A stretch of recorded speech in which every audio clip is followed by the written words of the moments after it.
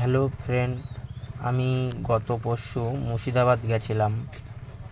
দেখলাম এখানে প্রচুর লিচুর বাগান, প্রচুর প্রচুর অসংখ্য লিচুর বাগান। যেদিকে তাকাচ্ছি সেদিকেই শুধু লিচুর বাগান। খেলাম এখানে লিচু খেলে, মানে কিছু বলে না চেয়ে খেলে, কিন্তু এখানে প্রচুর লিচুর বাগান দেখলাম। সামনে গঙ্গা, হেঁটে হেঁটে যাচ্ছি গঙ্গার দিকে। ওপারে অনেক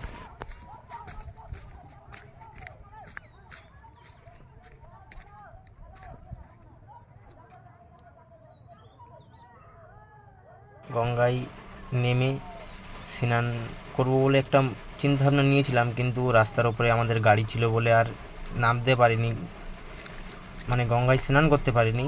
জাস্ট শুধু হাত পাটা ধুয়ে চলে এসেছি।